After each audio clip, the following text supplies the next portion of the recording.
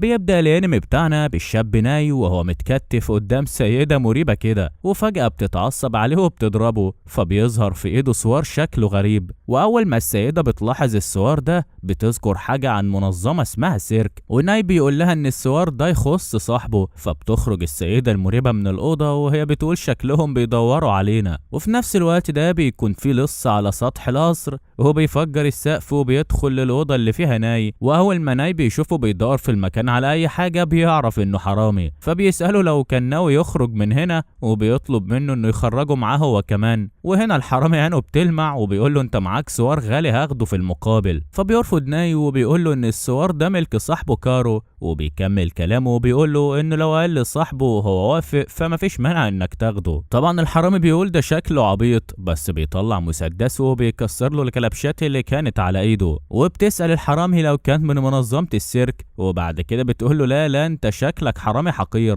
واول ما الحرامي بيرفع عليها المسدس بتقول له احسن لك تهرب، وبتبدأ تتحول بشكل مرعب زي الزومبي وبيطلع لها مخالب وايدها بتطول. ما انا قلت لكم من الاول مريبة يا جدعان. المهم ان الحرامي بيقدر يفرقع الباب وبيهرب مع ناي. بننتقل لشوارع المدينة وبنشوف بنت بتتمشى في الشارع، وفجأة بيظهر لها الشخص من العدم تقريبا، هو بيقول لها الحمد لله على سلامتك يا تسوكو، انا كنت قاعد بشرب الشاي وانا مستنيكي. بس تسوكو بتتوتر وبتقول له انهم في مكان عام وما ينفعش يظهر بالطريقة دي قدام الناس. فبيطمنها وبيقول لها انه اخفى وجوده ومحدش هيلاحظه غيرها، وبيسألها بعدها عن تقرير مالك كاراسونا. بنرجع تاني بقى لناي وصاحبه الحرامي وهم مستخبين ورا صندوق وفي حارس بيضرب عليهم نار. وفجأة بتظهر السيدة المريبة قدام الحارس وبتقرب عليه بكل رعب حرفيا، وبتسن ضوافرها في الحيطة وبتروح ماسكاه وهي بتقول زي ما توقعت لو انا مش انا وانا جعانة، وبتروح ماسكة رقبته ولا كأنه زور فرخة. وبتقرب بعدها من الشباب وهي بتقول انها قالت ان دي مطاردة مش لعبة خبيني، يعني احسن لكم تهربوا. وفجأة الولد الحرامي بيرمي عليها قنبلة وبيفجر المكان بيها.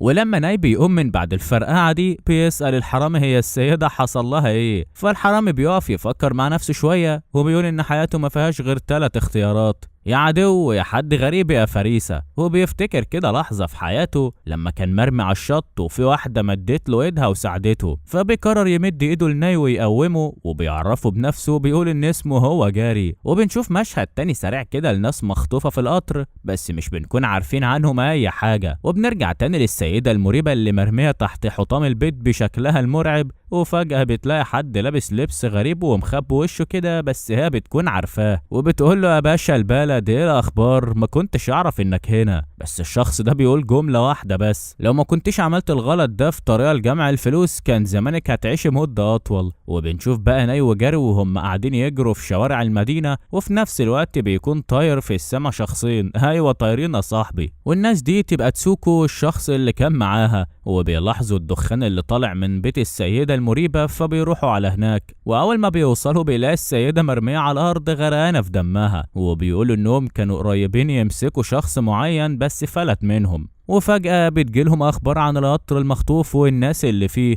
وبيكون قوات الأمن رايحين على هناك كمان. واللي بيسمع الكلام ده برضه هو جاري وناي اللي مش لاقيين مكان يهربوا فيه بسبب الشرطة اللي في كل مكان، حتى لو قرروا انهم يمشوا من البلدة في البوابات في الوقت الحالي مقفولة. وهنا جاري بيقرر انه لازم يهرب على القطر، فبياخد ناي معاه وبيقفوا على كوبري، وبيقول له اول ما اديك الاشاره تنط معايا. واول ما بيجي القطر جاري بيقول يلا، فناي بيكون خايف فجاري بيمسكه وبينط بيه فوق القطر وهو ماشي. وبنعرف انهم وصلوا بالسلامه ودخلوا من الشباك وقعدوا على الكراسي كمان. وجاري بيتكلم مع نفسه وبيقول يا ترى ليه ملكة كاراسونا تبقى وحش بالشكل ده، وهنعرف يعني ايه كاراسونا كمان شويه. وبيقطع تفكيره ناي اللي بيشكره على انقاذه، فبيسأله جاري هم ليه مسكوها اصلا. فبيقول له ناي انه كان بيدور على كارو صاحبه، فبيستغرب جاري وبيقول له يطلع مين كارو ده بقى. فبيقول له ناي انه دايما كان مع كارو وكارو فجأة ما جاش وبقى حاسس بالوحدة. وبعدين شاف بقع حمرا ناحية المحيط ولقيت هناك السوار بتاعه. ما تستغربش من طريقة الكلام لان دي كانت طريق كلام ناي فعلا، حتى جاري بيستغرب من طريقته وبيقول له ممكن صاحبك يكون متورط في حاجة او اتخطف واترمى في المحيط بعد ما اتقتل. وبيقعد جاري يفكر مع نفسه فإن السيدة المريبة قالت إن السوار ده تبع السيرك، بس من كلام نايف فهو أكيد مش من السيرك خالص. وفي نفس الوقت جاري شايف انه مش هينفع يبقى في المدينة لفترة، وممكن يساعد ناي انه يلاقي صاحبه وياخد مكافأة يعيش بيها. وهنا ناي بيسمع صوت غريب وبيقعد يدور على مصدره، وبيلاحظ جاري ان مفيش ركاب خالص في القطر معاهم، وبيقوم عشان يتحقق من الموضوع. وفجأة بينزل من سقف القطر تسوكو وصاحبها، ولسه جاري هيرفع عليهم المسدس، فصاحب تسوكو بيستخدم قدرته في التنقل وبيجي ومن وراه بيخبطه لحد ما بيدخل الناس اللي خاطفين القطر. فبيفهم صاحب تسوكو ان جاري وناي مش تبعهم، فبيقول لهم مش كنتوا تقولوا من الاول، وبيخلص على الخاطفين وبينتقلوا لمكان الرهينة. بس اول ما بيدخلوا بيتم تهديدهم بانهم هيقتلوا الرهاين، فتسوكو وصاحبها بيسكتوا خالص وبيتم تكتيفهم. والسبب ده ان الناس اللي خاطفين القطر مواطنين عاديين جدا مش مجرمين. وبنشوف الخاطفين وهم بيكلموا الرهينة بتاعتهم، وبنعرف بقى ان الرهينة ده صاحب شركة كبيرة، والخاطفين هم مجرد موظفين تم تصفيتهم من الشركة والاستغناء عنهم، والبنت الصغيرة اللي مع رئيس الشركة تبقى حفيدته. وفجأة بيدخل نايل المكان اتباعا للصوت اللي كان سمعه، وقبل ما ياخد طلقتين في دماغه جاري بينقذه. وبيقوم صاحب تسوكو من المكان وبيقول لهم بس كفايه والله، عيب عليكم تتصرفوا بالطريقة دي وتسببوا دمار عشان بس تفرغوا مشاعركم. وحرفيا بيطلع حاجة زي السيف من ايده وبيلوح بيها في الهوا، بيخليهم كلهم يترموا على الارض. بس واحد من الخاطفين بيدوس على زرار فبتنفجر عربة من عربات القطر، وبيقول لصاحب تسوكو ان القنابل اللي هم حاطينها هتبدأ تنفجر ورا بعض، ولو حد فكر يوقف القطر هتنفجر كلها مرة واحدة. وهنا رئيس الشركة بيسأل تسوكو انتوا مين، فبيعرف زميلها بنفسه، وبيقول انه قبطان السفينة التانية واسمه هو هيراتو، وانهم من منظمو الدفاع الوطني واللي اسمها هو السيرك. ولسه بيكملوا كلام بيسمع ناي صوت، فبياخد جاري ويوطي بيه كأنه بيحميه، وفجأة بتفرقع القنبلة التانية. حتى جاري بيلاحظ ان ناي عمل الحركة دي من قبل ما القنبلة تفرقع اصلا. هيراتو بقى بيحاول يشوف مكان القنابل، الا انه بيلاقي فيه تعطيل في الشبكة وتدخل في الكهرباء. فجاري بينده على هيراتو وبيقول له ان لسه في فرصة يعملوا حاجة، وبياخد ناي وبيقول له انت سامع الصوت جاي منين؟ فبيشاور على منطقة في عربة القطر وهيراتو بيكسرها، بس مش بتكون قنبلة، بتكون جهاز تشويش كده بيستخدم نفس موجات الراديو. والمعلومات دي بنعرفها من جاري اللي شكله كان شغال بتاع دش قبل كده.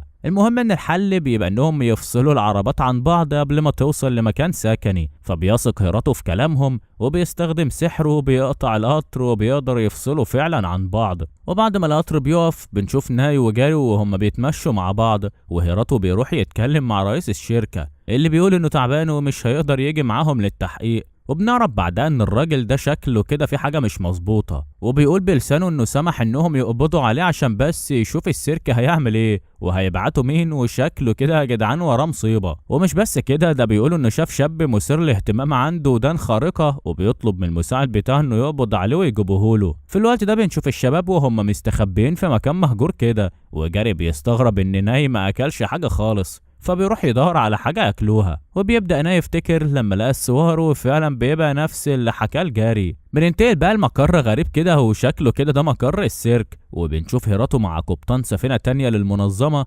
وكلامهم مش بيبقى مفهوم قوي، حتى ان القبطان التاني بيقول المفروض كنا احنا اللي نسرق القطر. وشكل كده المنظمة دي حواليها كلام كتير مبهم، بس هنفهم قدام. المهم بنرجع بقى لناي اللي بيكون مسمعش كلام جاري ونازل الشارع، وفي بنوتة بتروح تدي لنايمان جاية وبتحكي له ان كل مرة لما بيكون في اشرار بيعملوا حاجة، وبيوقفهم اعضاء منظمة السيرك تاني يوم بيقدموا عرض سيرك حرفيا كمحاولة منهم للاعتذار انهم سببوا رعب للمواطنين. وبيكون في شخص بيراقب ناي وبيتكلم في التليفون، وبيقولوا انه حدد مكانه وبتجيله الاوامر انه يخطفه من غير ما يجرحه. طبعا جاري بيرجع للمكان المهجور بعد ما جاب شويه اكل ومش بيلاقي ناي، فبيتعصب وبينزل يدور عليه. على الجنب التاني بيكون ناي بيتفرج على الاحتفال المعمول، وفجأة الشخص اللي بيراقبه بيمسكه من دراعه، فبيحاول يهرب منه وبيجري، والشخص بيفضل يلاحقه وجاري بيجري وراهم. وفي النص كده يا عيني في دبدوب من اللي داخلين السيرك بيتعمل كفتة تحت رجليهم وبتكمل المطاردة لحد ما ناي بيستخبى في شارع جانبي، وجاري بيروح له وبيفضل يزعق له وانه ازاي يمشي لوحده في الشارع. وبيفضل جاري يكلم نفسه ويقول ان الشخص ده مش من القوات الامنيه فليه بيجري ورا ناي. بنشوف بعدها هيراتو بتجيله مكالمه من الدبدوب اللي اتعمل كفته من شويه، وبيقول له انه في مطارده كانت بتحصل. وفعلا هيراتو بيأكد كلامه وبيعرف ان في حد بيجري ورا ناي، فبتطلب تسوكو انها تروح تحميه، لكن هيراتو بيرفض لانها في نص العرض ولازم تكمل امتاع الناس. بنرجع تاني لجاري وناي اللي بيسأل صاحبه لو ممكن يروحوا السيرك يمكن يلاقوا كارو هناك، بس قبل ما جاري يرد عليه بيتم صعقه من شخص غريب، وبيمسكوا ناي وبيكونوا هيخلصوا على جاري بالمسدس. وفي الوقت المناسب بيظهر الدبدوب اللي من السيرك وبيوقفهم وبيخلع اللبس بتاعه وبيعرف نفسه ان اسمه يوجي، مقاتل من السفينة التانية من السيرك، ولسه بقى بيطلع السكاكين بتاعته. بيكونوا الشخصين هربوا اصلا، فبيطمن يوجي على الولدين وبيقول لهم انه اتطلب منه انه يرجعهم معاه السفينة. طبعا جاري بيبقى مصعوق ومصفوه مش بيقدر يتحرك، بس بيفكر ليه السيرك بيدور عليهم، وقبل ما يكمل افكاره حتى بياخدهم يوجي وبيطلع بيهم لسفينة السيرك واللي شكلها بيكون غريب جدا. واول ما بيدخلوا السفينة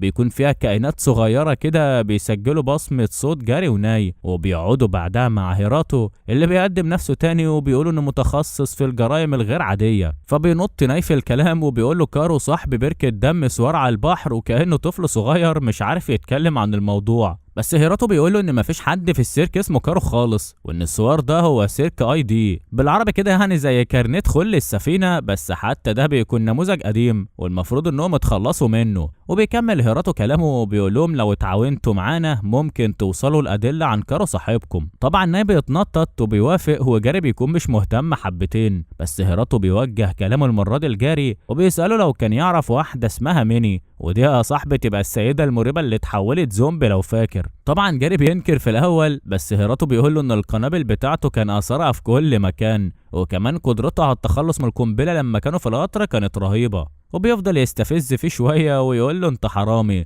ويا ترى ليه عايز مبلغ كبير، لحد ما بيقول له معلش بقى لو كان دم ميني جه عليك قبل ما تقتلها. فجاري بيساله مين الوحش ده، وهنا بقى هيراتو بيعرفنا ان الوحش كان اسمه فورجا، ودي هيئه مرعبه تم انشائها من منظمه اجراميه واللي المفروض السيرك بيطاردهم. وبنعرف كمان ان لو دمها كان جه على جاري فكان هيتحول زيها. وبيطمن هيراتو جاري وبيقوله ان مش هو اللي قتل الوحش. وعلى الجنب التاني بنشوف رئيس الشركة اللي كان رهينة قاعد في مكتبه وبتجيله اخبار ان السيرك منعهم من خطف ناي. بنرجع تاني بقى لهيراتو وهو بيدي امر لتسوكو ويوجي انهم يحموا صحابنا لان ده واجب عليهم بما انه بيثق فيهم. واول ما السفينة بتنزل للارض بيكون جاري عايز يخرج، فبيدخل يوجي عليه وبيحاول يقنعه انه ما يخرجش، وبيقول له انا عندي هدوم خش نقي اللي يعجبك. فجاري بيقول له لا مش هلبس مكان حد يا عم سيبني اخرج. فيوجي بيقول له خلاص تعالى نلعب خبيني. فبيوافق جاري، بس طبعا اول ما بيلعبوا بيعمل نفسه هيستخبى وبيطلع عند مخرج السفينه، ولسه هيطلع بتيجي الكائنات الصغيره وبتقول له منطقه محظوره يا ابو عمو، وبيشيلوه وبيرموه جوه. وبنشوف صاحبنا ناي وهو داخل فتحه التكييف وبيحاول يستخبى،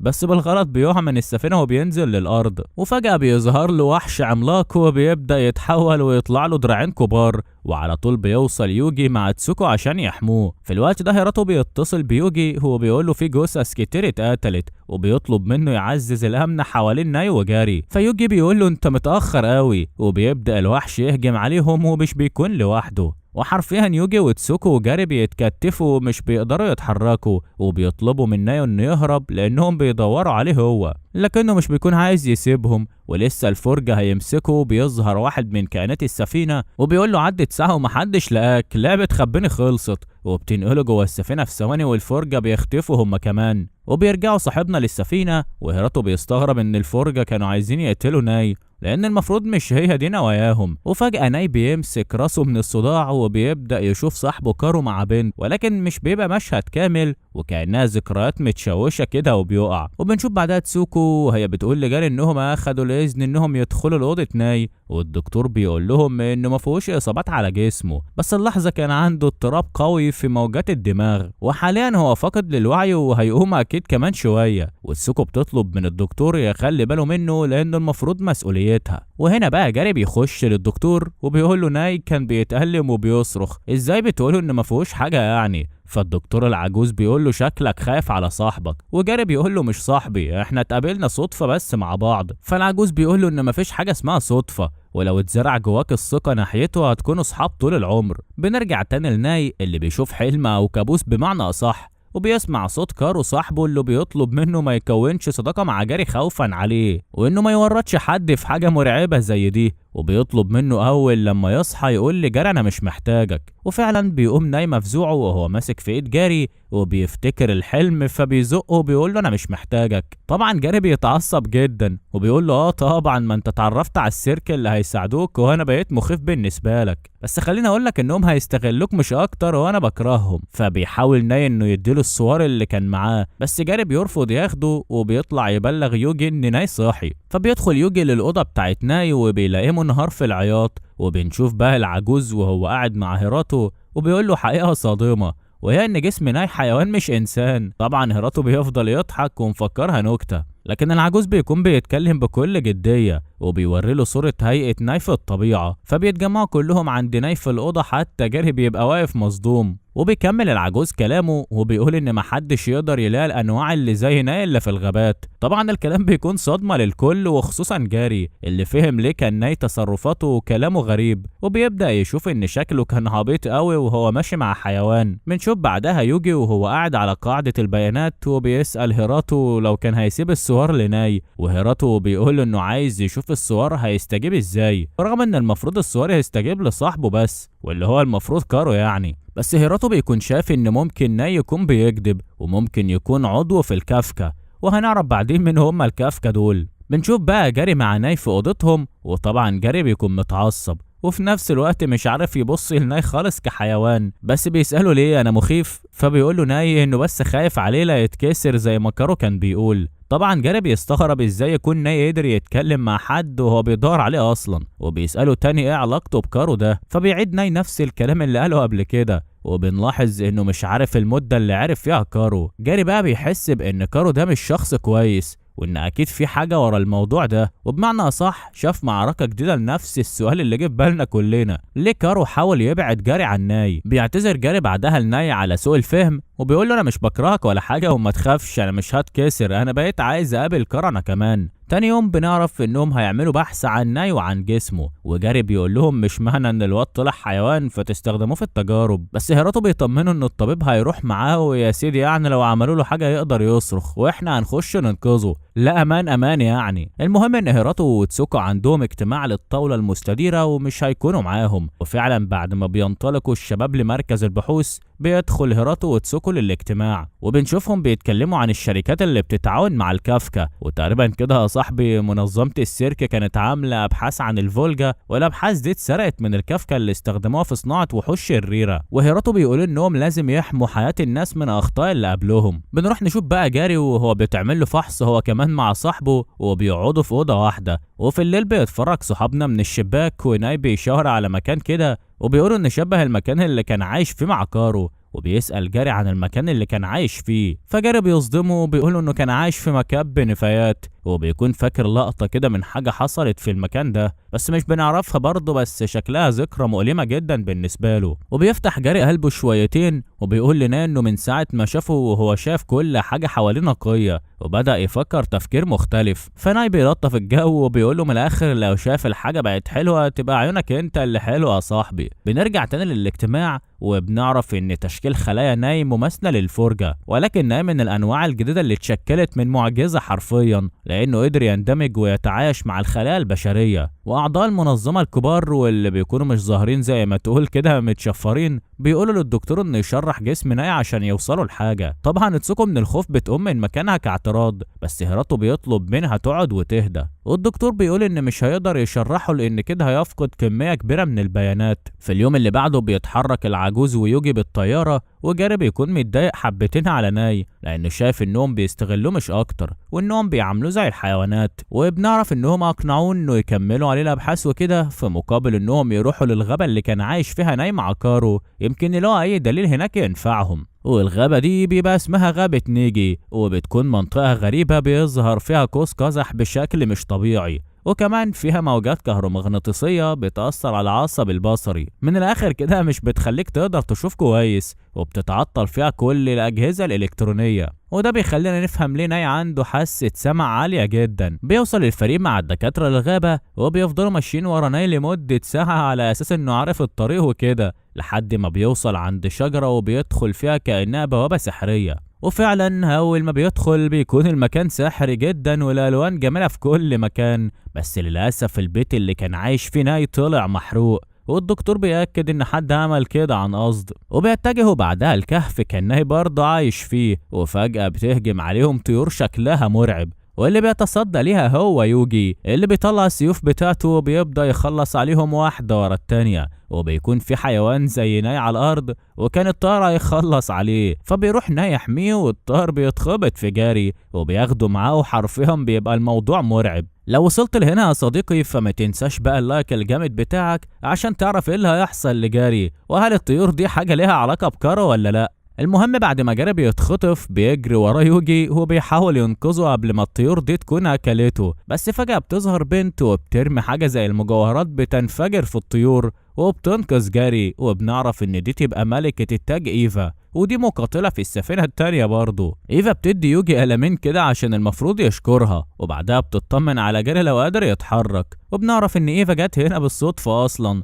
لانها كانت بتطارد فرجة بس هرب منها، فلما شافت فرجة تاني اللي هم الطيور دي راحت تخلص عليهم. وعلى الجنب التاني بيكون ناي قاعد مع الدكتور بيطمنوا على الحيوان الصغير، وبنعرف انه بخير بفضل ناي، بس في نفس الوقت بيكون حاسس بالذنب على صاحبه اللي اتخطف بسببه، وهي عالم بقى هو عايش ولا لا. بس فجأة بيظهر قدامه يوجي وإيفا وهي شايلة جاري، وبيطمن انه بخير وما حصلهوش حاجة. بيرجع بعدها جاري مع إيفا للسفينة وبيكمل الباقي مهمتهم وبيدخلوا الكهف، وبيقدروا يلاقوا الأوضة اللي كان عايش فيها كارو مع ناي. وفي الوقت ده بنشوف البنت حفيدة رئيس الشركة، أيوة بالظبط كده، اللي كانت مخطوفة في القطر، بتتكلم بقى مع المساعد بتاعها وبتقول ان كارو مهتم بجاري وانها عايزه تخطفه وتقدمه له، بس ليه الفرجه فشلت في ده. وهنا بقى صاحبي اقدر اقول لك اننا فهمنا شويه حاجات حلوين، اهمهم ان كارو حاليا مع الكافكا، وان حفيدة الرئيس بتحبه وعايزه تقدم له اي حاجه عشان يكون معاها. بنرجع تاني بقى للشباب في الكهف، وناي مش بيكون شايف اي حاجه مختلفه في المكان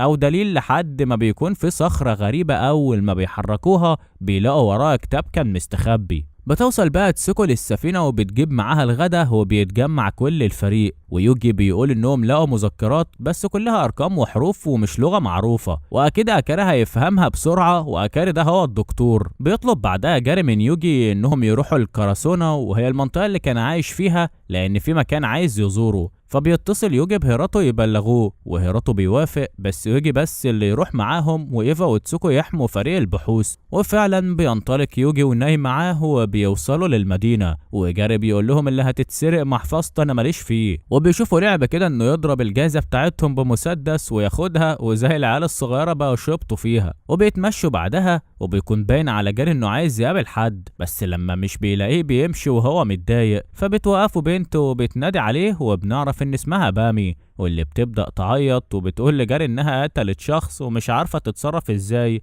وبتاخدهم لبيتها بعد كده. ويوجي بيحاول يفهم العلاقة بين بامي وجاري ايه، فبيقول لها انتوا اخوات ولا قرايب ولا حبايب، فبامي بتقول له لا معلش انا فتى احلامي قصير ولطيف، فبيتأكد يوجي انها مش حبيبته، ده مش شخص قصير ولا شكله لطيف حتى. المهم ان جاري بيسألها عن شخص اسمه يوتا ولو كانت قالت له اللي حصل، بس بامي بتقول انها ما حكتلوش حاجة، بس اكيد هو عارف لانه توأمها وبيحس بمشاعرها. بيقطع الصمت بقى ناي لما بيسأل بامي انت ليه قتلتي، فبتحكي وبتقول انها من فترة طويلة وهي بتحس بالغثيان وبيغمى عليها، ولما بتصحى بتلاقي هدومها مليانة دم ومش بتفتكر اي حاجة. وفجأة بيدخل حد للبيت وبيكون مفكر ان اصحابنا جايين يأذوا بامي، بس بامي بتلحقه وبتقوله ان ده يبقى جاري، فبيستغرب وبيسأله انت ازاي لسه حي. وبننتقل بعدها لجاري وهو بيفرش السرير وبيكون هيقضوا الليلة هناك، وبيستغرب يوجي لما بيعرف ان ده مش بيتهم اصلا وان صاحب البيت هرب من يومين كده، وبيفضل يسأل عن علاقة جاري ببامي، فبيستسلم جاري وبيحكي له ان هو عنده 8 سنين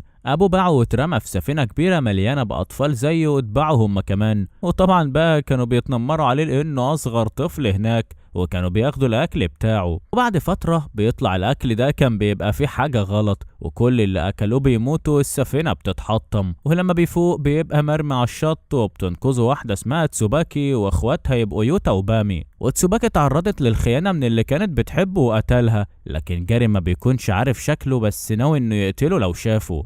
بعد الحكاية دي بيرفع يوجي ايده وبيقول لجاري هات حضن يا عم انا هعيط خلاص مش قادر، وبيناموا بعدها. وجاري بيفتكر لما تسوباكي قالت له عن حبيبها اللي وثقت فيه وكانت عايزة منه فلوس، وجاري حذرها انه ممكن يغدر بيها وما تروحلوش اليوم ده، لكن للاسف راحت له وقتلها. بيقوم من النوم يوجي اللي بيحط ايده على بقه وبيقول له بص من الشباك، وبتكون بامي ماشية وبتتسحب، فبيخرجوا الشباب وراها. ويوجي بيقول انه ما نامش عشان شاكك في قصة بامي اللي حكيتها، وجاري بيتفق معاه وبيقول هو كمان، وبيبدأ يربط الأحداث ببعضها. وبيفتكر إن الشخص اللي كان عامل حبيبة تسوباكي كان بيديلها أكل على أساس إنه مكملات غذائية تدي لإخواتها، وبيفهم إنها اتحولت هي وأخوها الوحوش. وبيلاقوا قدامهم شخص واقع على الأرض وظهره عليه علامة غريبة، وجاري بيأكد إن العلامة دي هو شافها على جسم تسوباكي لما ماتت، وأكيد إنه نفس الشخص اللي قتله هو اللي قتل تسوباكي. ولسه هيلف ظهره بيكون يوتا واقف والدم بينزل من ايده،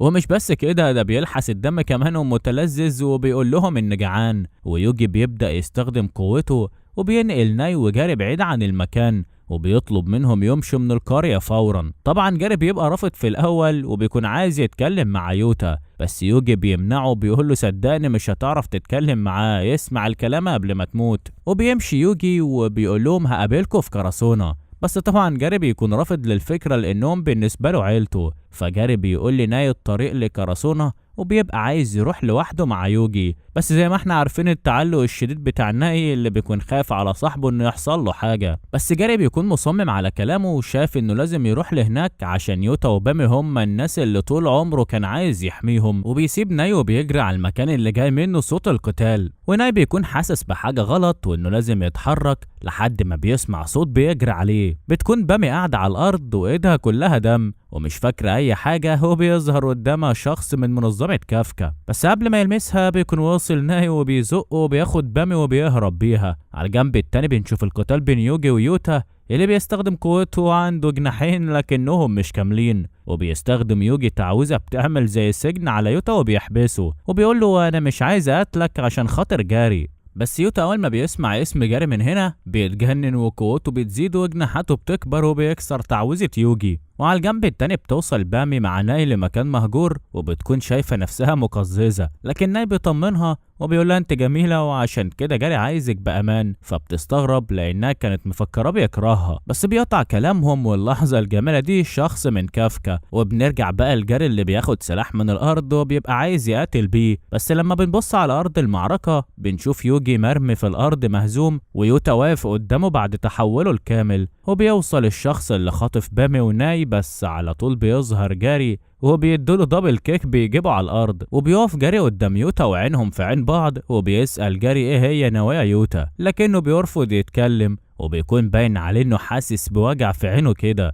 وهنا بيسأل جاري الشخص من المنظمة وبيقول له انت مين، فبيرد بكل برود وبيقول له انا شخص بحب الالعاب وانا دلوقتي في نص لعبة، انا كنت عايز اوصل لبيانات عن التوأم، بس يوتا كان شاكك في الادوية اللي كانت بتديها لهم تسوباكي، وعشان كده بقى بياكل اكل اخته وبعدها فضل ياخد الدواء كتير عشان ياخد فلوس مقابل التجربة. هنا بيعرف وبيتأكد جاري ان الشخص ده هو الشخص اللي قتل تسوباكي، وبامي بتجري على اخوها اللي عرفت قد ايه هو كان بيخاف عليها وبتحضنه. بس الراجل الغريب ده بيكمل كلامه وبيقول ان تسوباكي لما شافت اخوها بيتحول اول مرة ما كانتش فاهمة وحاولت تحميه وقربت منه هو اللي قتلها مش انا، ودي كانت الصدمة الكبيرة بقى. بس جاري مش بيستقبل الكلام ده نهائي وبيهجم عليه وبيقول له من كلامك انت برضه اللي قتلتها. وقبل ما الراجل يرد الهجوم بتتقطع ايده فجأة، وده بيكون يوجي اللي قام وجه على نفسه وحاول يضربه تاني بس الراجل بيتفادى الضرب. وهنا الراجل بيؤمر يوتا انه يقتل كل الموجودين في المكان، بس الغريب انه يوتا بيرفض. وخليني اقول لك ازاي يوتا قدر يرفض ده ببساطة، لان في رنين عكس بينه وبين اخته،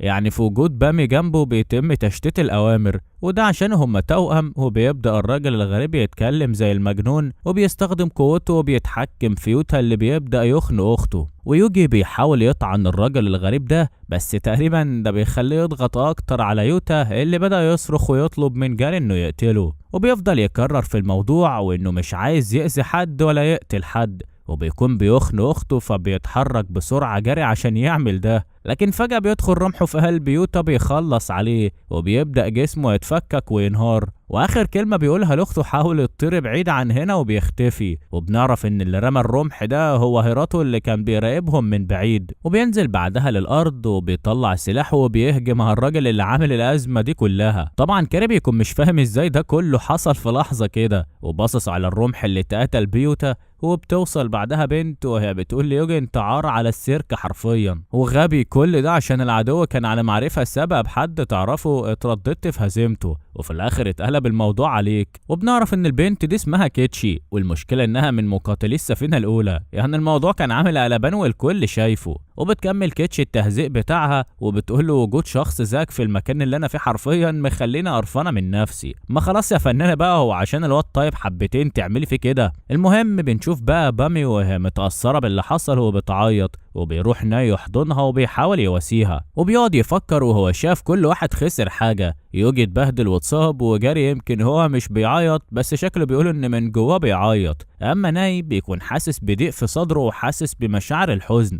وبننتقل بقى للمطاردة الحماسية بين هيراتو والشخص المريب اللي شكله كان مخبي ياما، وبنعرف من هيراتو ان الشخص ده هو المطلوب الاول في قائمة السفينة الاولى. شخص جبان قرر انه ما يشتغلش زي الباقي بس بيتمتع بتعذيب الضعفاء، وعلى طول بيستخدم هيراتو الطاقية بتاعته وبيرميها عليه، وبتتحول لبنات كتير كده بيمسكوه بيصعقوه وبيترمي على الارض. وبيوصل قائد السفينة الاولى وبيشكر هيراتو. وبنرجع تاني بقى لارض المعركة اللي خلصت، وبامي بتسأل يوجي لو كان اللي قتل اخوه اصحابه، بس جاري هو اللي بيرد عليها وبيقول لها ان هم من منظمة السيرك واللي بيقبضوا على المجرمين زي اللي حولوا اخوك الوحش. وبيكمل يوجي وبيقول لها ان المنظمة اللي بتصنع الفرجة اسمهم الكافكا، وفي نوعين من الفرجة، نوع زي اللي كافكا بتصنعه من خلال انصهار الخلايا، والنوع التاني اللي بيختلط دمه مع دم الفرجة، ودول بيبقوا ضحايا زي يوتا كده. وبيعرفها ان الدواء اللي كان يوتا بياخده اكيد كان بيزرع خلايا فرجة جواه. وفي الاخر بيقول لها ان مهمة السيرك هي القضاء على كل الفرجة وابادة الكافكا،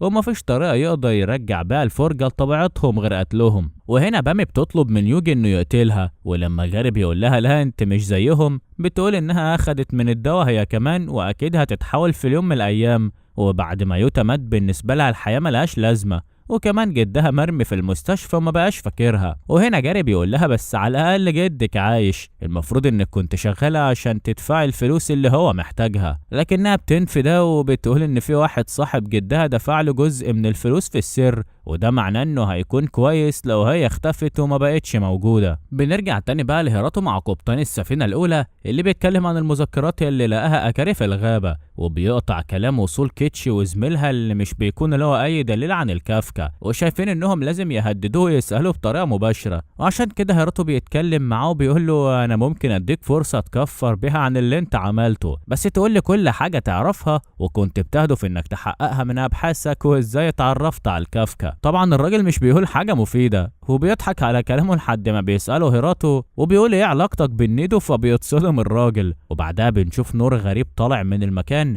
ويوجي بيقول للموجودين ان كده هيراتو قتل الراجل. وجاري بيقول في نفسه ان الشخص اللي قتل تسوباكي ويوتا خلاص مات، وبالرغم من ده مش قادر احس بالراحة عشان ما قتلتوش بنفسي. في الوقت ده بتوصل الاخبار لرئيس الكافكا ان ميجا مات، فبيبص الرئيس كده للمساعد بتاعه بعد ما بينفخ دخان السيجار وبيقول له هو مين ميجا ده اساسا، يعني من الاخر كده كتم على الموضوع كلب وراح ولا تشغل بالك. بنشوف بقى القبطان الاول وهو طاير مع هيراتو وبيسأله عن جاري لو كان موجود على السفينة اللي هم غرقوها، وشكل المنظمة دي مش سالكة فعلا زي ما جاري كان متوقع وليهم ايد في كل حاجة. بيرجع هيراتو بقى للشباب وبيتكلم بكل اريحية ولا كأنه في حاجة، وبيقول لجاري انه اتهاجم في الغابة قبل كده بس ما اتقتلش، وده معناه انهم كانوا عايزين يخطفوه، وعشان ده هو خلاه طهم عشان يقدروا يوصلوا الميجا ده، وان الاحداث اللي حصلت هنا من صنع السفينة الاولى. طبعا يوجي رقبته بتبقى قد السمسمة، هو بيعتذر لجاري بس جاري بيقول له ما تعتذرش، هو مش ده شغلكم كده كده. وبيطلب بعدها قائد السفينة الاولى يومو ان بامي تروح معاه، طبعا جاري بيرفض وهو بيقول لها ما تروحيش في حتة انت لسه جدك عايش، بس بامي بتبقى مصرة وبتمسك ايد يومو وبتقول لجاري حتى انت سبتنا ومشيت في يوم من الايام وخليتنا انا ويوتا نحس بالوحدة، وبتمشي مع يومو. وفي اليوم اللي بعده بتروح بامي لجدها كتوديع اخير، وبتمسك ايده وبتقوله انها قررت انها تمشي من القرية خلاص، وبتطمنه ان في ناس من منظمة السيرك هياخدوا بالهم منه.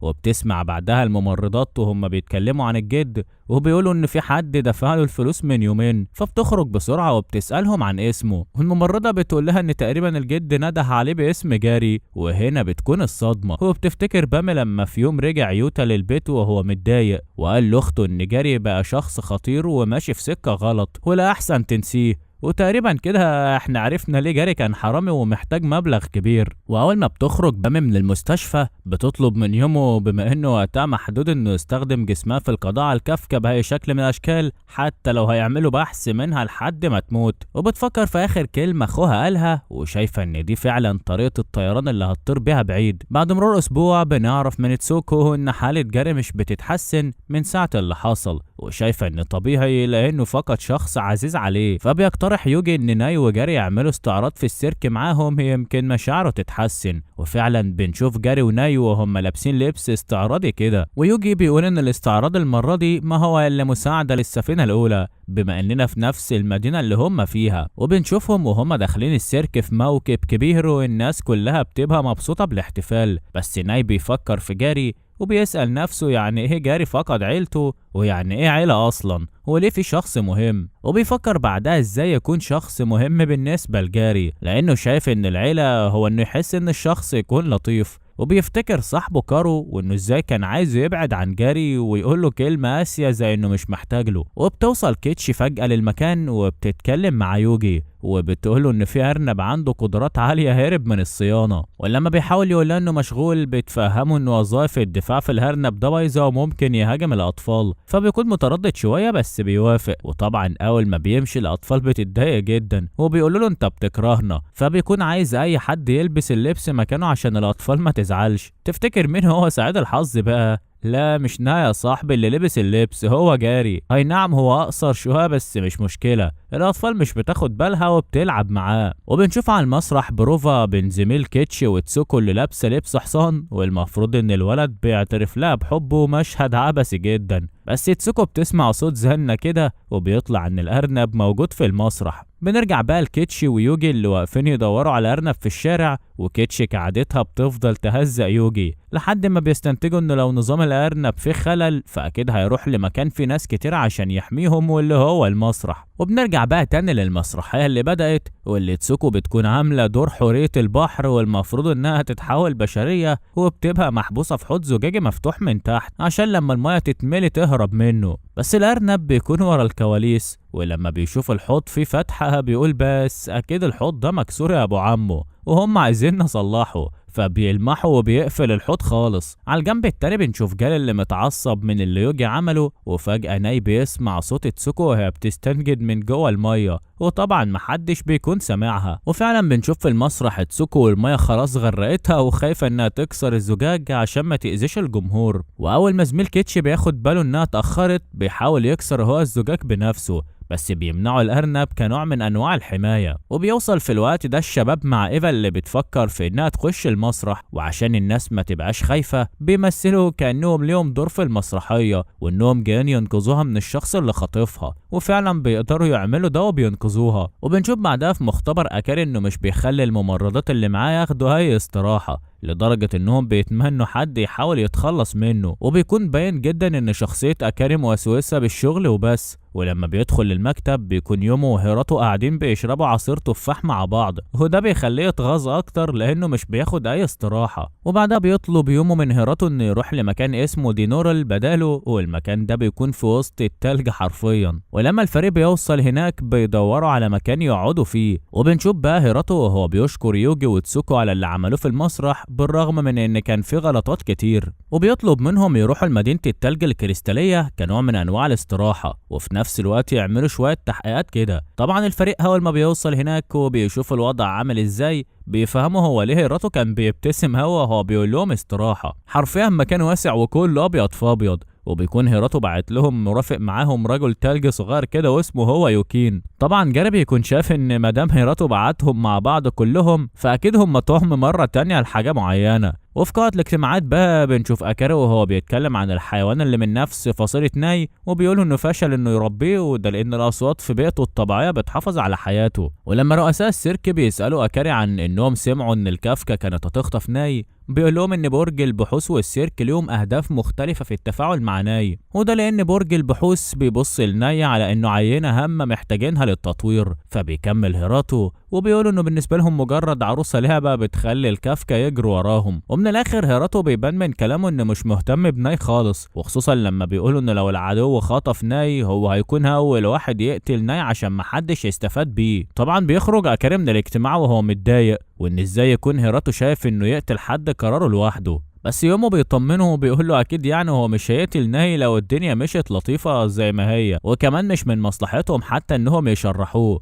وبيضيف كمان انه دايما حاسس ان في شخص مع ناي وان في جهاز بيحدد مكانه موجود في الصور. بنرجع تاني بقى للفريق اللي بينطلق في المهمه وبيوصلوا لقصر ملك ضابط تنفيذي لشركه من الشركات اللي لها علاقه بالكافكا واللي قبضت عليه السفينه الاولى، وبيكون مهمتهم يدوروا عن اي دليل اتنسى عن البحث بتاع الفرجه. وفي وسط ما الكل بيدور بنلاحظ ان جاري بيلاقي مسدس وطلقات كده بس ما نعرفش بقى اخدهم ولا لا، وبيفضل الفريق يكمل بحث لحد ما بيخلصوا ومش بيلاقوا حاجه. بس بعد ما بيمشوا بيلاحظوا ان يوكين مش موجود معاهم، وبنعرف انه وقع في حفره وفي ناس غريبه لقيته. وهنا بقى جاري بيطلب من نايو انه يستخدم ودانه ويكتشف فين مكان يوكين، وبيمشوا وراه عشان يوصلوا له. على الجنب التاني بنشوف شخصين مرعوبين كده وهما ماسكين يوكين بيلعبوا بيه، وواحد منهم اسمه كيهارو وبيقول ان اكيد السيرك موجود هنا، كويس اننا اتخلصنا من كل الدلائل قبل ما هما ييجوا. اما التاني بقى فبيبقى عايز يستخدم يوكين كتهمة عشان يخلصوا على السيرك. المهم بيوصل الفريق بتاعنا للحفرة اللي كان واقف فيها يوكين، وبينزل الكل وبيسيبوا تسوكو لوحدها عشان لو حصل حاجة. ولما بيدخلوا في الحفرة بيكون باين جدا انها من صنع شخص بشري،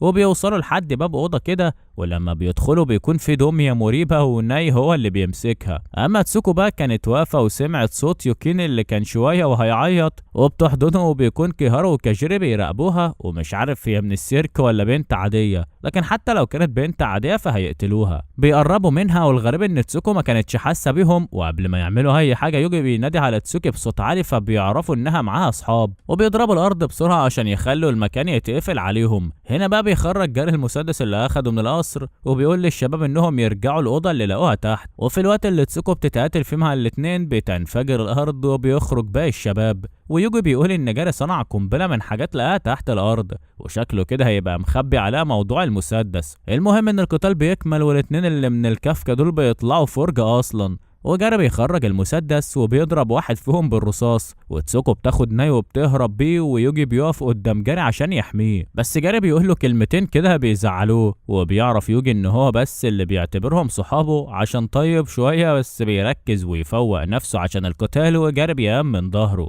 وفي وسط القتال كيهارو وكاجيري بيستخدموا حاجه بتعمل شعاع ضوء حرفيا بتحمي يوجي وجاري وكيهارو، وبيضرب يوجي وبيوقعه على الارض وبيسحله حرفيا. وفجاه بيقع يوجي على الارض كان مات بشكل مفاجئ جدا، والارض بيبدا يخرج منها حاجه زي الشوك بتاع النباتات كده، وبيقوم يوجي من مكانه وعينه لونها اتغير وبيضحك ضحكه زي المجانين، حتى لون شعره بيتغير، وشكلنا كده قدام شخصيه مش سهله خالص. وبيبدا الضرب يبقى في كل مكان حرفيا، الشجر بيتقطع من حواليهم ومحدش بيبقى فاهم حاجه. وبنشوف ناي في الوقت ده بيصدع وبيسمع صوت يوجي وبيفضل يصرخ باسمه، فتسوكو بتطلب منه يهدى ويثبت في مكانه وهي هتروح تطمن عليه. وفي نص السكه بتقابل كيهارو وهو شايل كاجيري وبيجري بيه، ولما بيشوفها بيقف وبيقول لها ان صاحبها اتجنن وزمانه قتل الواد ابو شعر اسود. هنا بقى تسوكو عملت اغبى حاجه، وهي انها وقفت تفكر واهملت دفاعها، وعشان كده بينزل عليها كيهارو وبيفقدها وعياها وبياخدها معاها وبيرجع للرئيس بتاعه. طبعا ناي اول ما بيشوفها كده بيفضل يصرخ باسمها وبيحاول يروح وراها. وفي نفس الوقت ده بنشوف كارو، ايوه زي ما سمعت، كارو صاحب ناي اللي كل اللي بيحصل ده بسببه. فجأة بيجيله صداع مريب وبيطلب انه يقعد لوحده، وبنعرف انه قادر يسمع صوت ناي وهو بيصرخ باسم تسوكو. بنرجع بقى ليوجي المجنون وبنعرف انه ما اذاش جاري خالص، بالعكس هو كان بيحميه، والمشكله انه بيسأل نفسه ليه هو حماه، يعني مش فاكر جاري اصلا. واول ما جاري بيصرخ في وشه بيرجع كده يوجي لورا وبيفتكر اسمه وبيرجع لشكله الطبيعي تاني وبيفقد وعيه، فبياخده جاري على كتفه وبيحاول يوصل بيه للباقي، لكنه بيقابل ناي في وشه اللي بيعرفه انه تسوكو اتخطفت. وبنشوف بعدها اكاري وهو بيتكلم مع المساعد بتاعه، وبنعرف منه ان اكاري وناي بيتم فحصهم، يعني رجعوا للسفينه.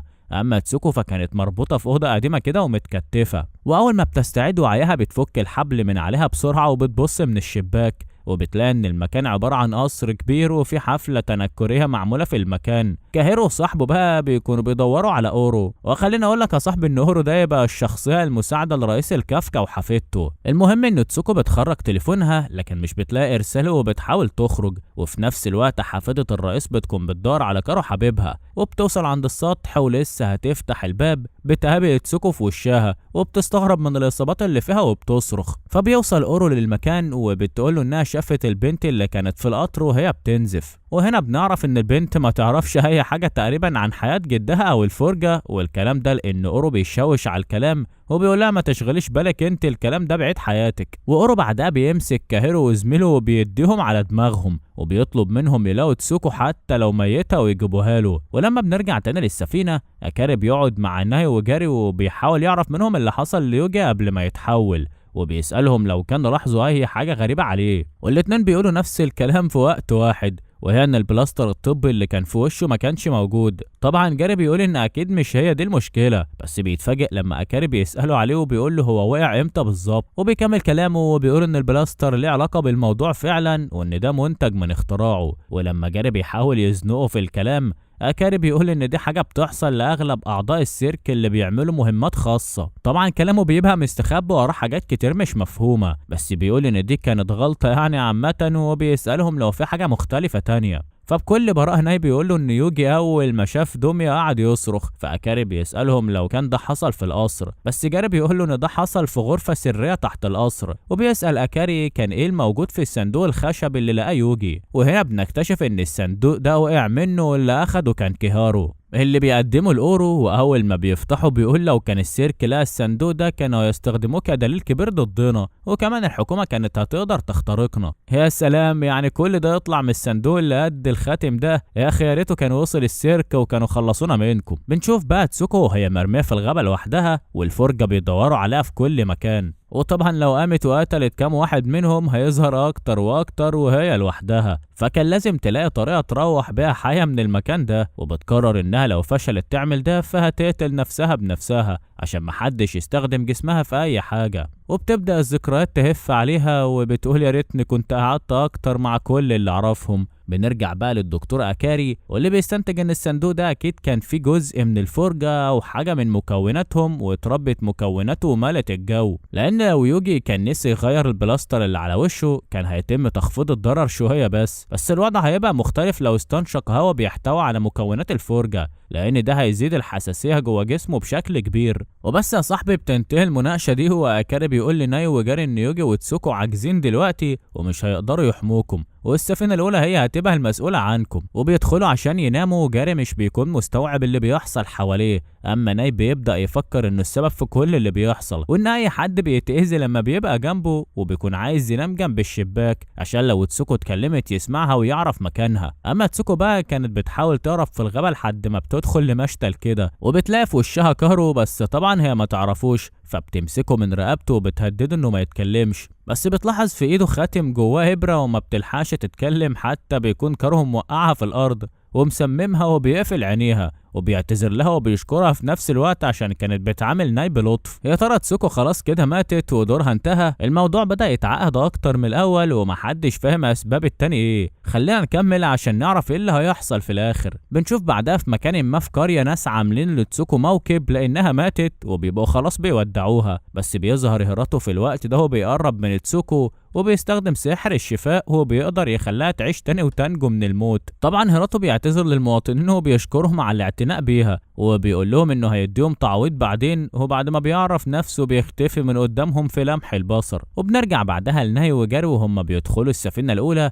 واللي شكل نظامها بيكون مختلف جدا عن السفينة التانية، وبيعرفوا نفسهم للأرانب. وأول ما بيدخلوا كيتش بتطلب منهم ينظفوا الغرف، وبعدها زميل كيتش بيكون قاعد قدام الكمبيوتر وبيقولوا انهم يعرفوا كل حاجة عن ناي تقريبا، بس جاري ملوش ولا سجل عائلي ولا أي حاجة، لحد ما بتيجي قدامه معلومة انه كان على سفينة العبيد اللي اتحطمت، وطبعا بتكون صدمة ومعلومة جديدة بالنسبة له. بنرجع تاني بقى للشباب وهم مش عارفين يبدأوا تنظيف منين، وبيلاحظوا ان الارنب اللي بيحرسهم بيكون متضايق، ولما بيسألوه عن السبب بيقول لهم انه شغال وقت طويل وما عندوش وقت يسرح شعره. فعلا مشكلة كبيرة قوي. انا اعرف واحد صاحبي عايش في الشغل وبيروح بيتهم كده تفاريحي. المهم نايب بيقول له يا عم بسيطة ولا يهمك، وبيقعد يسرح له. الارانب تسكت؟ لا طبعا، الارانب صحابه كلهم بيبقوا عايزين يسرحوا، واتقلبت المهم تسريح شعر الارانب. ولما بتوصل كيتش بتلاقي ان الاوضه اتروقت فعلا، بس الارانب بتساعد ناي وجاري فبتتغاظ جدا لانها كانت عايزه تشقيهم شويه. وتاني يوم على الغدا بيوصل يومه وبيبلغهم انه يجي لسه ما فاقش، وعشان كده هم قاعدين حبه معاهم ولو عندهم اي سؤال يسالوه. فبيطمن جاري على بامي لو كانت بخير، وبيسال بعدها يومه عن ازاي هم بيطيروا. فيومه بيقول له لو انت فعلا مهتم تعالى معانا التحقيق بكره. وطبعا زميل كيتش بيستغرب وبيقول له يا عم انت ناقص تقول له مقاس بوكسراتنا. بس يومه بيطمنه وبيقول له انه اكيد مش هتحصل مخاطر واحنا معاهم، يعني ده احنا السفينه الاولى. وبيدخل الشباب بعدها للتدريب مع زميل كيتش واللي بيطلب منهم يهربوا قبل ما يمسكهم. ولسه جاري هيفكر يهرب بيكون اختفى من قدامه ومسكه من قفاه، وبيقول له انت لحد دلوقتي ما قابلتش اعداء حقيقيين، والتعامل بود مع الاعداء مش هيجيب نتيجه. وبيقول له كلمتين مستفزين كده وانه موجود بس عشان استقرار حالته. ولما بيجي وقت النوم ناي مش بيقدر ينام، وبيخرج من الاوضه وبيوصل عند يومه وبيتكلم معاه لانه خايف انهم يرموا جاري. فبيرد عليه يومه وبيقول له انت مفكر ان الكل بيتأذي بسببك انت؟ بل بالعكس، انت عشان وجودك معانا هنا بقينا قادرين نمسك الفرجه اكتر، وانت كده بتساعدنا. وبيقول له ما ينساش صاحبه كارو اللي هو بيعمل كل ده عشانه اصلا وعشان يقابله. في اليوم اللي بعده بنعرف ان يوجي صحي اخيرا وبيكون عايز يهرب من المستشفى لانه مش مستحمل وجود ناي وجاري في السفينه الاولى. بس اكاري بيوقفه وبيقول له ان اعضاء السفينه الاولى راحوا للتحقيق في مكان اسمه فينتو، وناي وجاري راحوا معاهم.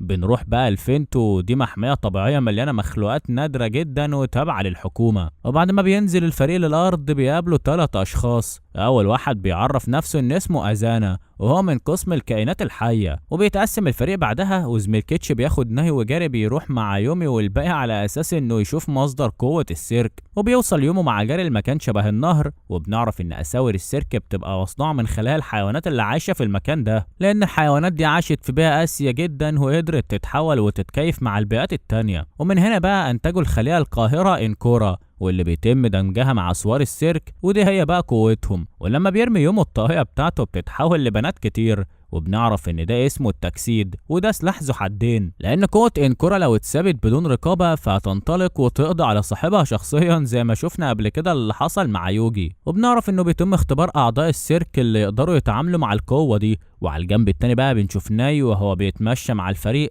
والتحقيق بيكون انهم لقوا جثث صيادين ومش بيبقوا عارفين مين اللي موتهم، بس في الغالب ده من فعل الفرجة. وفجأة بيسمع ناي صوت جاي عليهم فبيحذرهم، وبيظهر حيوان عملاق وبيكون هايج جدا، والمشرف بيكون مسميها كيري، وبيحاول يهديها ويفهمها ان الفريق مش صيادين لكنها بتتجنن اكتر واكتر. وهنا بقى بتخرج كيتش سلاحها وبتكون عايزه تخلص عليها وبتبدا بالهجوم، لكن الوحش كيري بيحاول يهجم هو كمان، فمش بيلاقي قدامه غير ناي، واللي اول ما بيقرب عليه بيوصل يوجي في الوقت المناسب وبينقذه. وبتبعد كيتش مع الوحش بعيد عنهم وبتكمل المعركه. وهنا بقى المشرف بيعترف باللي عمله وبيقول انه كان لازم يديها الدواء والا هتموت، حتى لو كان الدواء ده هيخليها تفقد سيطرتها. ويومي بيسأله هو جاب الدواء منين، فبيقوله انه ما يعرفش اسم الشخص ولكنه ادعى انه شغال مع اكاري وعشان كده وثق فيه. وبنرجع تاني لكيتش اللي بتخلص على الوحش وبتنهي حياته، وبيتقابل يوجي بعدها مع جاري وبياخده بالحضن، بس جاري طبعا مش بتاع التلزيق ده فبيضربه وبيقول له اوعى كده مش ناقصه ريحه عرق. وبيرجعوا اخيرا ناي وجاري للسفينه التانيه، ولما بيوصلوا بتكون تسوكي هي كمان مستنياهم، فبيروح ناي ياخدها بالحضن. وقبل ما الفرحه تكمل بيكون وراهم زميل كيتش البارد،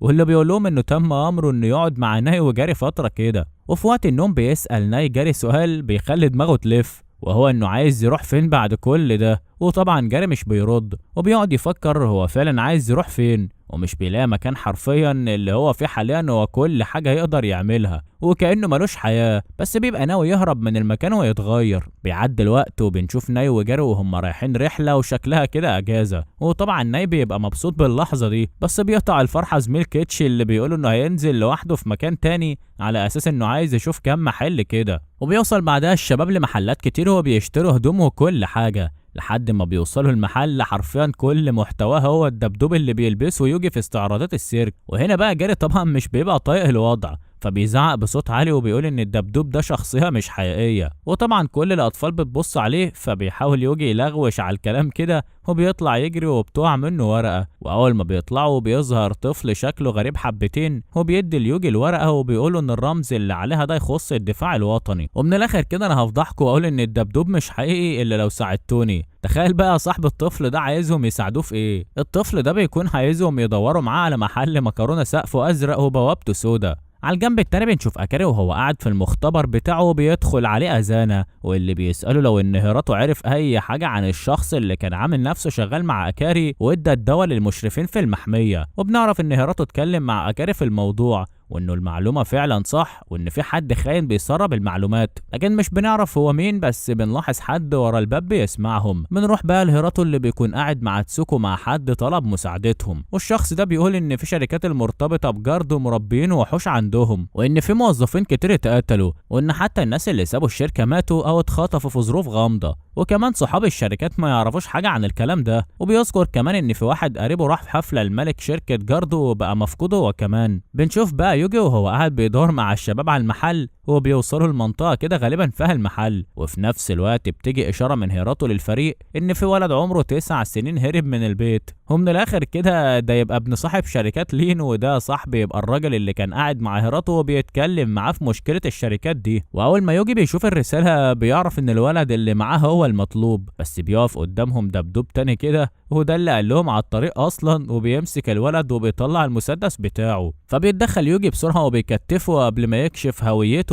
بيوصل هيراتو مع فريق حراس تبع ابو الولد، وصدقني معرفش ليه بس هيراتو بيعمل نفسه ما يعرفش يجي والباقي، وبيقول لهم خلونا احنا السيرك نتولى امرهم، وبيكتف جري وبيهربوا بعدها من المكان، وبيوصلوا الولد الصغير للمحل اللي كان عايز يوصل له. وبيطلع ان امه بتعيش هناك، بس اول ما بيدخل مش بيلاقي حد، وبتظهر بنته وبتصدمه لما بتقوله ان امه ماتت من شهر في حادثه وما كانتش عارفه توصل له عشان تحكي له. ساعتها ناي بيحس ان ياناري زعلان جدا، فبيفتكر انه لما كان خايف جاري كان بيمسك ايده، فبيجري على طول يمسك ايد ياناري اللي بيعيط على فراق امه وبيحضن ناي. والولد بيكون مشتت جدا وشايف نفسه وحش ومالوش صحابه انه زي ابوه، فيوجي بيديله بالقلم يفوقه من اللي هو فيه وبيديله درس عن المشاعر. وناي كمان بيقوله انا عملت زي ما الكل بيعمل معايا وزي كارو كمان. والولد بيكون حاسس انه سمع الاسم ده قبل كده، وبيشكر ناي جدا وبيقول له احنا بقينا اصحاب خلاص، وبيرجع الولد لاهله. وبعد ما بيروحوا بتوصل مكالمه من يناري لناي، وبيقول له انا كنت متاكد ان سمعت اسم كارو ده قبل كده، وبيقول له ان في بنت كانت بتتكلم عنه في المدرسه الراقيه اللي هو بيروحها، وتقريبا اسمها إيريشكا. على الجنب التاني بنشوف جاري اللي بيفكر في كلمه قالها له هيراتو، وهي لما ساله لو كان عايز يبقى طفل من اطفال السفينه التانيه، وبيقول في نفسه ان كان مع ناي في الاول عشان كان فاكر ان هيجيب له فلوس، وبيقطع تفكيره ناي وهو جايب له عصير وفجاه بيقع على الارض.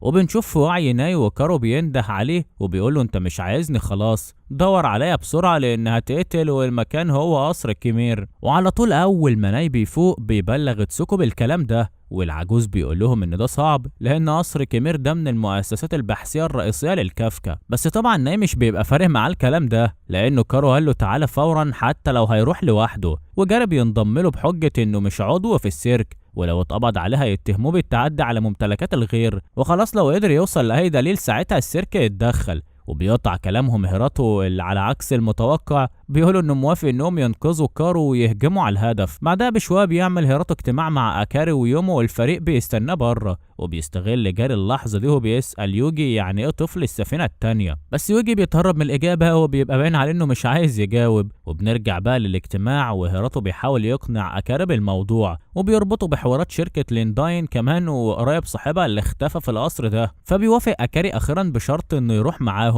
وبيقعد جاري مع هيراتو كمان وبيسال عن موعد الهجوم، ولما هيراتو بيقول له ان مش هيقول الميعاد غير في وقت محدد، بيحس جاري انه ملهوش فايده في المكان ده، فبيقول له انا عايز امشي من السفينه. وبعدها بيطلع هيراتو مسدس وبيقول له يعني مش عايز تيجي معانا القصر، فبياخد جاري المسدس على طول وبيقول له انا فعلا اخفيها اصلا. وبنشوف التجهيزات على السفينه الاولى والثانيه، واكاري بيدي يوجي حقنه زي مصل ضد حاجات كتير، وبتبدا المهمه وبيخش يوجي مع جاري بطريقه ساذجه جدا، وده بيكون مقصود عشان يبينوا ان المنظمه ساذجه ومش هتعرف تعمل حاجه. ولما بتوصل الاخبار لجد إيريشكا بيقول لهم مفيش مشكله دوروا عليهم بس، وإيريشكا بتروح لكارو وبتوصله ان اورو عايز يدخل القصر بدون سبب يذكر، بس كارو بيقول حاجه مريبه وبيبقى عارف ان ناي جاي عشان يشوفه. المهم بنشوف جاري ويوجي اللي بيقتحم غرفة الحراسة، وبيقدر جاري يخترق النظام وبيوصل النظام للسفينة التانية، وعلى طول بينطلق كل المقاتلين المكان وبيبدأ القتال وضرب النار في كل مكان. حتى جاري بمسدسه بيعمل شوية أكشن مفيش زيهم. وبنشوف تسوكو اللي بتوصل عند أوضة كارو، بس بيقف قدامها أورو، وعلى طول هي وإيفا بيبدأوا الهجوم عليه بتهمة إنه كافكا من المستوى السادس، وجد إيريشكا بيهرب بغواصة تحت المية. ولسه ناي بيحاول يسمع ويوصل لمكان كارو وبيفكر يستخدم صوته، وفجأة بيظهر نور في الأرض وبيخرج قوس قزح شكله جبار، وهيراتو بيستخدم قوته وبيقدر يمسك أورو بعد ما اتفاجئ إن في بوابة اتفتحت، وأصلا كان مفكر نفسه قدر يهزم تسوكو وإيفا، ولكن بتطلع دي خطتهم. وبنرجع تاني لناي اللي بيطلب من جيكي زميل كيتش إنه يوديه عند القوس قزح، وعلى طول بينطلقوا لهناك، وجيكي بيدمر كل الفرجة اللي بيعطلوا طريقه، ويوجي وجاري بيكونوا بيحاربوا لوحدهم مع فرجة عملاق، والوضع مش بيكون احسن حاجة، وشكل كده يوجي هيتحول للهيئة المجنونة بتاعته وبيخلص على الفرجة. وجاري بعدها بيكون حاسس انه عبء على يوجي وبيصارحه بده، بس بيطلب منه كطلب اخير انه ياخده عند القوس قزح معاه، ويوجي على طول بيوافق وبيقول انا اصلا كنت عايزك معايا. وعلى الجنب التاني حرفيا بنشوف اكاري مع ازانا اللي بيفضل يتكلم كلام مريب عن قد ايه هم ضعفاء قدام الفرجه وانهم في الطريق الغلط. وهنا بنعرف ان ازانا هو الخاين اللي استغل اسمه ووصل الدواء للمحميه. ومش بس كده، ازانا بيطلع المسدس بتاعه وبيرفعه في وش اكاري، ولسه هيكمل كلامه بيوصل هيراتو للمكان هو بيضربه ويوقع منه المسدس، وبيقول لاكاري انه يقدر يعدمه لو عايز بتهمه الخيانه، بس اكاري بيتردد وبيهرب أذان. وبنعرف ان دي خطة هيراتو اصلا عشان يوصل للدلال اللي هيجري أذان عليها. وبنشوف بقى يومه وهو في القصر وبيحاول يدور على كارو، وفجأة بتنفجر في صناديق وبتبدأ تولع في القصر كله،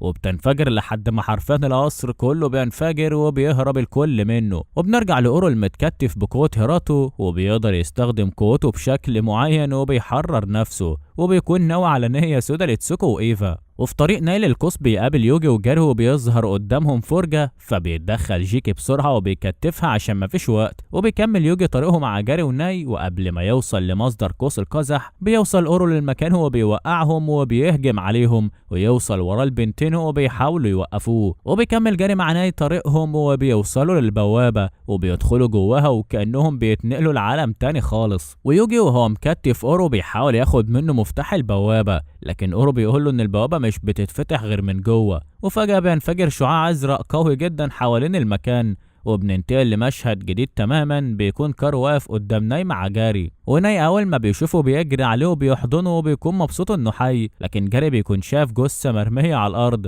وبيبقى عايز يتكلم ومش قادر، وبيحاول ينطق لحد ما بينده على ناي وبيقول له بص على الارض. وبتكون الجثه هي جثه كارو ومحدش بيبقى فاهم حاجه، لحد ما نسخه كارو اللي عايشه دي بتتكلم، وبيقول لناي ان الجثه هي اللي كلمته لانه كان عايز يشوفه قبل ما يموت، وان في جزء جواه حاليا من الجزء اللي كارو عاشه مع ناي. وبيمد ايده لناي وبيقول له تعالى معايا، البقاء هنا احسن لك بكتير. وجاري بيحاول يرفع ايده او يتحرك لكنه بيكون زي التمثال حرفيا، وناي بيرفض انه يروح مع نسخة كارو المريبة، فبيقول له انا هكسر راس صاحبك جاري وكده مش هيبقى قدامك حاجة تعملها غير انك تيجي معايا. واخيرا بيرفع جاري ايده بالمسدس وبيضرب طلقه على نسخه كارو، وبيجري على الجثه وبيلاقي ان لسه فيها نبض، وقبل ما يتحرك من مكانه بتقوم نسخه كارو كانها ما حصلهاش حاجه حرفيا، وبيهددهم وبيقول لهم لو عايزين تلعبوا يبقى نلعب. وفجاه بيتحول المكان من حواليهم لعالم اسود جدا. بنرجع بقى للعالم الطبيعي وبنشوف في الاجتماع ورؤساء السيرك بيتكلموا مع هيراتو ويومو، وبيزعقوا لهم عن اللي عملوه انهم ازاي يهجموا هجوم زي ده بدون اذن او موافقه، وان باليند هرب وقال ان اورو هو اللي خطط لكل حاجه بدون علمه. وحتى انهم فشلوا في القبض على اورو، وكمان ما يعرفوش مكان الخاين ازانا. يعني حرفيا مبوظين الدنيا، والرؤساء بيسالوهم عن كارو اللي المفروض المهمه دي عشانه، وهيراتو بيقول انهم لقوه هو عنده سكته قلبيه، والدكتور اكاري بيحاول يعمل له انعاش لكنه لسه ما فاقش. وبنشوف في المستشفى فعلا اكاري وهو بيحاول يعالج كارو، وناي بيبقى واقف معاه. وصدقني يا صاحبي انا مش فاهم اي حاجه خالص، بس اكيد اننا هنفهم ما تستعجلش. بنشوف بعدها جاري وهو قاعد بيتكلم مع هيراتو، وبيساله لو كان في اختبار عشان يدخل اي مدرسه حكوميه لو ملوش سجل عائلي، وبيكمل كلامه وبيقول انه بيكره الكافكا جدا بعد اللي عملوه في الناس اللي بيحبهم، ووجوده مع السفينه التانيه هيساعده على الانتقام، وفي نفس الوقت يكون بيعمل حاجه صح، وعشان كده هو عايز يقعد معاهم ويتعلم يبقى زيهم، ولازم يدخل المدرسه علشان يعمل ده. في النهايه بيوافق هيراتو وبيقول له انه هيدخله المدرسه على مسؤوليته. وبنشوف اليوم اللي جرى هيمشي فيه خلاص، والكل بيودعه وبيديله حاجه يفتكرهم بيها. وناي بيقلع السوار اللي في ايده وبيديه لجاري، بس هو بيرفض وبيقول انه كارو لسه نايم، وان لازم يساله قبل ما يتقابلوا مره تانيه، وبيحضنوه. وبتنتهي الحكايه يا صديقي، احنا مش عارفين ايه اللي هيحصل، ولا بنعرف حاجه عن ماضي ناي وازاي وصل للمرحله دي وتحول لكائن غير هيئته، وده لان نهايته مفتوحه تمهيدا لموسم تاني. ولو كنت عايز تعرف النهايه انصحك تتابع المانجا، واول ما ينزل جزء تاني من الانمي ده هكون اول واحد يلخصهولك. ودلوقتي اقدر اقول لك مع السلامه.